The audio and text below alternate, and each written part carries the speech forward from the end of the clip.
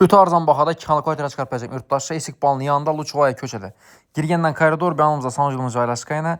Boylələrimiz, barakyonalarımız, əmmərsəmiz bayaqılla. Cayımız əcaib 2 etajlı olma 2-ci etajında boladı. Bir anda yine zalımız razmirəm kətdə. Aynası 6-2 metr veranda akaran yurttaşlar. Cihazları getədi. Bir anda spalnyamızın aynası arka tərəfə akaran. Aytpötkəmin vəzəri getədi. Saz sənəsi üçündən fondan çıxıb durdu yaxılla.